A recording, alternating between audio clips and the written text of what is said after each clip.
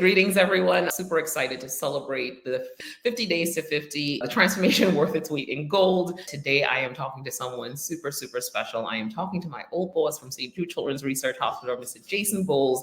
I'm going to bring him to the stage. Jason, yay, super excited to have you here with us. Let me give you some, you know what, we got some sound effects. I got some chairs. That's great. Excited to be here, for sure. There you go. So, Jason, it's been such a while since we've talked. This is our first conversation in a long time. I see you on the interwebs. So, how are things with you? Doing well. Like I said, I'm in Nashville. I've been here for about 11 years and still in the tech space. Moved on from St. Jude and ALSAC. It's been, several years now, but really have been strictly in the development, the technology development world and the sales and marketing world. So, and been doing that for a really long time. And and it's an interesting time now. So a lot of moving pieces, as we were talking about with AI. So, yeah.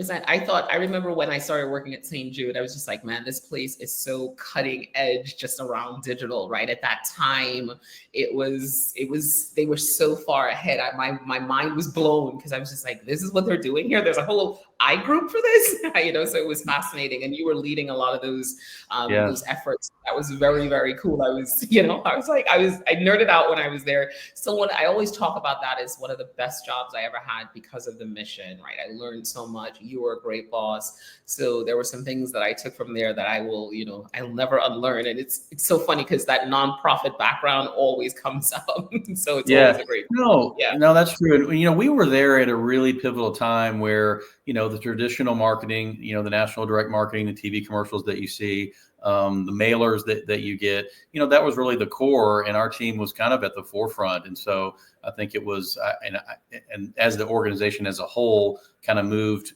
through those silos that they had to that more enterprise view, which we were a part of. I mean, stuff that we were talking about then, came to fruition just from a technology perspective. It's pretty cool. That's amazing. Amazing. Still one of my favorite causes, and gotta love that place. So I feel like, I learned so much there, and being a part of that, the Thanksgiving campaign, that was huge. And I think I always look back on that and I'm like, man, that was such a great opportunity, So all right, so let's jump in and talk a little bit, because I'm interviewing you as I prepare for my 50th to just kind of get some of that perspective. So one of the first questions I have for you is, like, looking back on our time, right? What's a memory that sticks out to you, involving me? I'm reading my notes here that I put down, but I don't want to make this not work kind of related, but you really always, and I look at it now, you always had a smile on your face. You always stayed really positive and level-headed. And there were a lot of, changes that were happening during that time. So the Thanksgiving campaign really at that time wasn't that old. And so, I remember when we were having to present to, a larger group within the organization, and being in your job and what you do now for your clients, one of the biggest things was, I know you were so big on the analytics piece. What are the metrics? What are the numbers? Let's talk about those. We can talk about what we're going to do, but that was, I know you and I had a lot of conversations on that we have to make sure that we're following up whatever this campaign is to look at the metrics. 100%. I remember that was the first campaign where I got to see all the numbers, right? I don't know if you use the way to make them really sexy, but getting to work with the analytics team and pull all those numbers together, it was just like insane. And we were on the cusp of things too, because we don't, back then we didn't have a lot of the tools that are a lot easier to pull those metrics, which has come a long way, but that's great. Right. Yeah. Google Analytics looks different now. Right. So crazy. All right. So, I think you talked about it a little bit. How would you describe my personality then? I would say I'm motivated, and I don't know if you can put these two together, but motivated and laid back. And I think that was kind of keeping a level head. You were very motivated. You knew what you were doing, but, you were able to keep a laid back kind of style and very, level-headed, which, even though St. Jude is one, if not the largest, nonprofit in the world, really, it's a big organization, and to work there and go through the ins and outs of a campaign and all the things that go through it, you have to stay engaged and you have to take a level head. And that's really, no matter where you're working, but that's a big piece of doing good work, in my opinion. 100%. That's the Caribbean background, right? Caribbean people are always like super chill. They're like, no, I wasn't always that case. And I was like, I just got to go talk to tomorrow. We're like, just chill. It'll be all right. We'll figure it out. We'll get there. Just relax. Yeah, you need that. Hey, I loved it. Yeah. So and it's funny. I put when I put those two descriptors together, I was like, yeah, that's it. Laid back does not going to mean you're not motivated, because you were very motivated and did really well at what you did. I appreciate that. All right. So what's that character trait that you think I've transitioned over from then into my business now? I think honesty and being able to connect with people, whether personal or business. You were really able to connect with them, ask the right questions. And I think when you're honest and genuine, in that nature, you're able to work with people very well. And I think that was a great character that you had when I worked with you. And I think you asked me, maybe one of the questions, you probably get to it, but why you came to the team. And I think that was one. Not only did you have a lot of good backgrounds from, the SEO perspective, but you did have that personality where in a large organization, you have to be able to, work with a lot of different groups, and you did very good at that. That. I still think back to that interview. There were 11 people in the room during that interview. 11 people in the room. There was a project.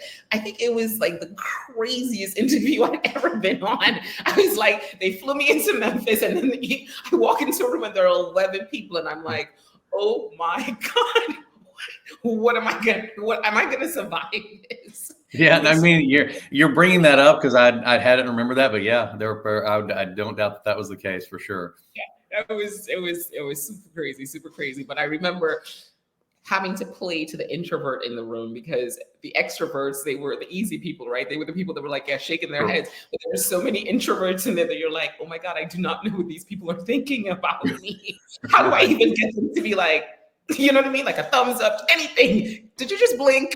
So that's still to this day one of the hardest interviews I've ever been on. And also the project, it's something that I think back on, and it was a good project because it really gets you to think about, I think that's the first time I understood the show and tell. So many people talk about marketing, and they don't really bring the foundation. And so that show and tell is really also part of the business now. It's before in talking to a client, I do some high level analysis. And when I'm having the conversation, I'm like, hey, here's where your business could go based on these metrics, So that's something that I actually learned from St. Jude. There's so much I learned from there, I tell you.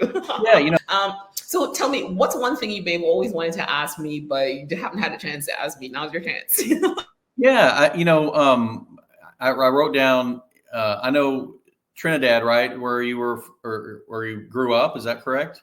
Yes. And I think we had talked a little bit about that, but what's the difference in, working there now? You have clients there, you're in Orlando. So what do you like about it? And what have you learned, just the difference in working, in the States itself? I know you're based in Orlando, but then working with small business or business that are back home. Yeah, no, 100%. So we work with businesses in the US and in Trinidad as well. So culturally, the differences are what requires maybe 7 to 10 touches in the US requires about 20 to 30 touches, meaning that that customer needs to be convinced. They need to be sure that, hey, this is the right place. Right. Is this website secure? They're not as trusting as we are. We've kind of gotten a little bit, we're like, oh, we'll download the app. I'm working with a client right now who has an app that someone has to go download. And I'm like, it's a little bit of a barrier. So we have to explain to them how to download the app because it's outside of their process. Not saying that they're not downloading apps, but they're just a little bit more skeptical. So the difference is I have to put my Caribbean hat on and think about the customer journey from the Caribbean standpoint, right? And in the US, when you're thinking clients here, you have to think about that customer journey from the US standpoint, because it's a very different audience. And we see things in the Caribbean, they're just very matter of fact. So this is one of the things when I was in Memphis, I had to work on not saying exactly what I thought. I had to be like, okay, cool. How do you slow this down and then sugarcoat it, right? Because it's kind of like Southern speak is like really different. And right. so, Yeah. I remember those conversations we would have for sure. Yeah. Yeah. how do I say this? Like, right. So, and the Caribbean, when you're the marketing it's even, you know, the comments they make on ads, the things that they say are a little bit different. They're a little bit tongue in cheek. They're very, you know, matter of fact, straight to the point. So it's really thinking about those nuances, and it's always coming back to the customer journey, right? So those are the differences in working in the two different audiences per se, you know. And then, you know, just having lived in Trinidad, having lived in the US. Also, you know, I'm a chameleon now. You know, I sound different. I'm like a mix of both. So leveraging that also has been good. In the Caribbean, I can leverage the US expertise, you know, really well to say, hey, subject matter experts, St. Jude, you know, all those things bode really well. But it's important that I'm from the Caribbean as well too, so that they can see me, I see them, I understand where they're coming from. And here also it's the differentiator. It's the differentiator in the US, because I sound different. So I know there's sometimes a little bit more, not attention, I'd say, but people they listen a little bit more, because like, where does that come from? So now I'm honed into those things, so I can lean into those differences in each place and play into them. Because people are like, oh, that sounds different. Let me listen to that. What's she saying? Right. You know. So I used to hate it when I first moved here. I'd be like, why don't they? And now I'm like, it's an asset, right? It took a while to understand that. So so how long have you had your company now? 6 years. 6 years. 6 years. So man, time flies, right? But when I remember you posting, you know, when you were starting it, and I knew that Trinidad is where you were from, and so I was like, man, I was really proud of you for doing that, because it's I mean, starting your own company is hard in itself, but you know, keeping it going for 6 years is a great job. Yeah. I appreciate that so much. Some days it's like, what am I doing here? I have a team of 4 people now. And so they're just, you know, they're super motivated. And, you know, they're from Trinidad. One lives in Canada. 2 of them are based in Trinidad. So part of that is also even going back and working and, you know, having employees that are from Trinidad. So that's one of the things, is how can I always give back, relate, stay connected to the country? Because moving from Trinidad at 19 was probably the hardest thing I ever had to do. Sure. So it's like, I mentor there. I do a lot of things to still stay really connected, you know, just culturally. And you know, it keeps me super grounded, you know, because, you know, it's home. It's always home. Right. Yeah. No, I knew that was and knowing you, I mean, really the short amount of time that we actually did work together though, but I knew that it was something that probably was you know, in your heart, that you felt like, you know, was a good thing to do for you. Yeah, no, 100%, definitely. I launched the business down there, and I was able to get on TV. I was able to do a lot of different things. It was just easier to move around.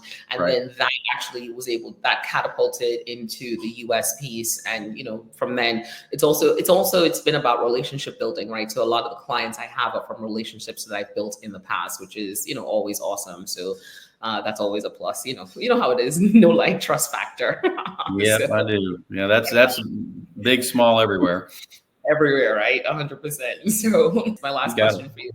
Based on your understanding of me, if you had to sum me up in one word or one sentence, what would it be? I think I put fun. I mean, you're always fun, and your laugh is infectious. So I think that just gets, you know, when they meet you, it's just a positive vibe, and that's good. You don't get that a lot of people. You don't get laughs from a lot of people. So you have a great laugh, and you know, you know that you know, if you're going to be around you, it's going to be a fun time. And whether it's work or personal, you know, you got to get work done, but let's have fun doing it at the same time.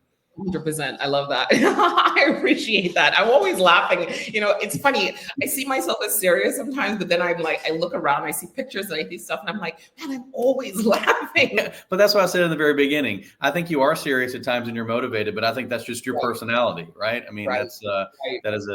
that's a great trait. That's who you are, and Yeah. you don't want to change that. 100%. No, 100%. Well, Jason, thank you so much. It was great. You were a great boss. I loved working for you. I Thank learned so much you. from you. And thank you for doing this for me. I really, really You're appreciate welcome. it. Congratulations.